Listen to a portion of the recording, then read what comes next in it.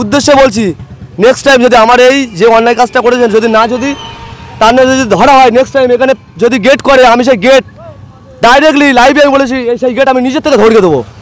আমার না যদি এটা ধরতে পারে যে এই অন্যায় কাজটা কে করেছে, যদি না আমার বিচারটা না যদি পাবে দিতে পারে, নেক্সট টাইম তৃণমূল হোক আর যে কোনো দলেরই হোক, এখানে গেট হবে, আমি ওপেন দিনের বেলা ধরিয়ে দেবো।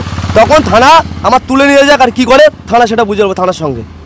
তাহলে কি বলবেন, একাধিক এলাকাতে দেখলাম যে সর্বপ্রথম আপনার এলাকাতে ব্যানার ছেড়া হয়েছে রাতের অন্ধকারে, এমনই কিন্তু খবর পাওয়া যাচ্ছে। কি বলবেন, কারা বা কে ছিটতে পারে?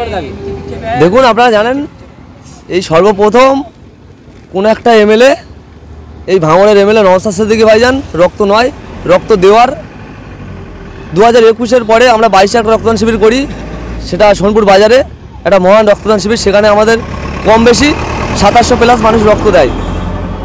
দেওয়ার পরে আমরা রেকর্ড করি, একটা পশ্চিমবাংলা তথা ভারতবর্ষে রেকর্ড করি। সেই রেকর্ড ছাড়িয়ে আমরা 2024 সালে ফের করি। তাছাড়া অধিক করে আমরা প্রায় 3500-এর অধিক আমরা রক্ত দান করি। তারপরে এই 2025 সালের 5ই জানুয়ারি আমাদের নওশাদ সিদ্দিকী ভাইজান ইন্ডিয়ান সেকুলার ফ্রন্টের একমাত্র বিধায়ক ভাঙড়ের, তিনি উদ্যোগ নেন এই ভাঙড়ের বুক থেকে, এই ভাঙড় বিধানসভার বুক থেকে 5000 রক্ত ডোনেট করবে একটা মহান রক্তদান শিবির।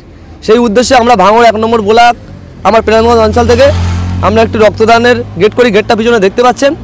আর হাতে মাত্র 3 দিন গুনতি বাকি রক্তদান শিবিরের। হঠাৎ কালকে রাত্রিরে কিছু তৃণমূলের দুষ্কৃতী এখানে আসলো, আসার পরে গেটটা এই অবস্থা করে চলে গেল।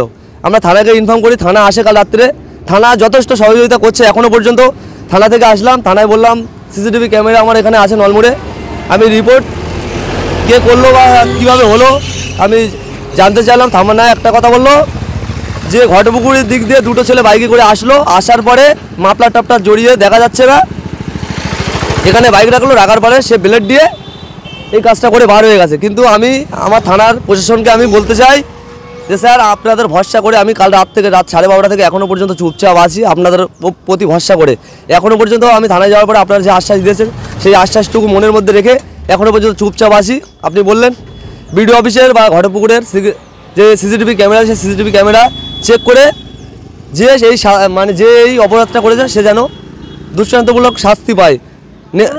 না হলে একটা কথা বলে রাখি, এই সিসিটিভি ক্যামেরা নলমুড়ে যে লাগানো আছে, যদি নলমুড়ে সিসিটিভি ক্যামেরা না যদি দেখা যায়, আমাদেরকে ডাইরেক্ট বলে দিক যে নলমুড়ি সিসিটিভি ক্যামেরা দেখা যায় না, তাহলে সেরকম ক্যামেরা রাখার দরকার নেই। সেই ক্যামেরাগুলো আমার মতো বলে ভেঙে দেওয়া দরকার। এরকম ক্যামেরা যদি দেখা যায়, এই দেখুন এখান থেকে কত কিলোমিটার হবে, কত মাইল হবে, এখান থেকে 1 রশিদ তফাৎ এখানে ক্যামেরা।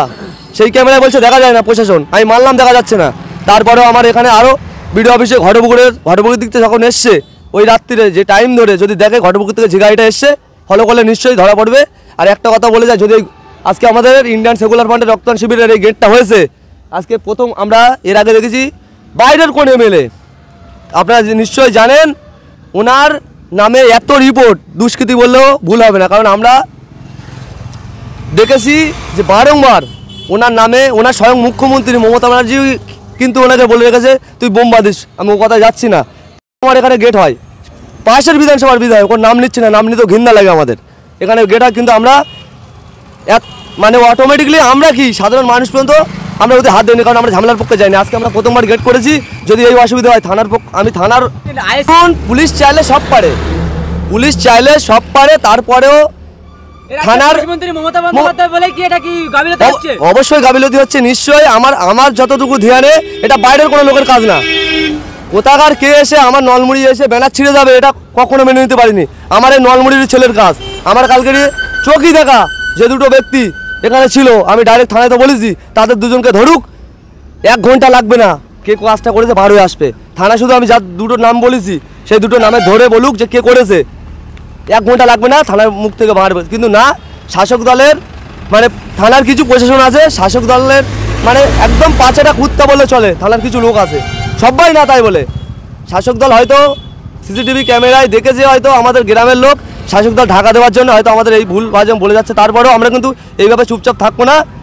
আমার এমএলএ নওশাদ সিদ্দিকী ভাইজান বলে দিয়েছে যে তোমরা বিকাল পর্যন্ত না হলো দেখো, না হলে তুমি এখানে ডাইরেক্ট রাস্তায় বসো, আমি যাব, তারপরে কি করতে হয় আমার এমএলএ নওশাদ সিদ্দিকী করবে।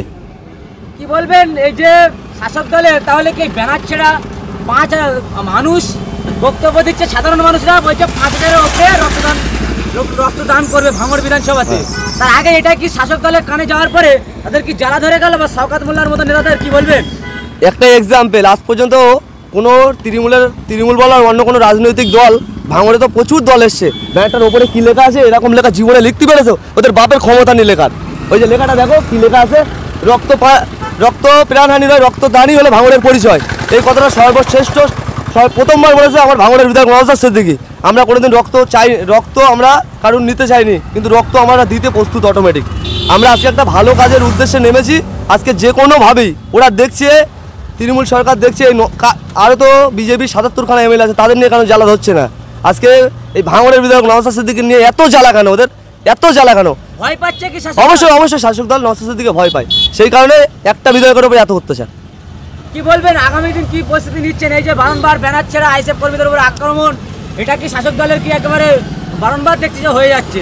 এর পাল্টা কি অ্যাকশন নেবে আইএসএফ? পাল্টা অ্যাকশন বলতে দেখলেন কালকে রাত 12টার পরে 2025 পড়েছে, 2025-এর রাত্রিরে ওরা শুরু করেছে, 26-এ আমরা শেষ করব বলে দিচ্ছি ওপেন। হুঁশিয়ারি হুমকি নয়, এটা মানুষের কথা, ভাঙড়ের মানুষের কথা। ওরা যখন 25-এ শুরু করেছে, আমরা 26-এ শেষ করব।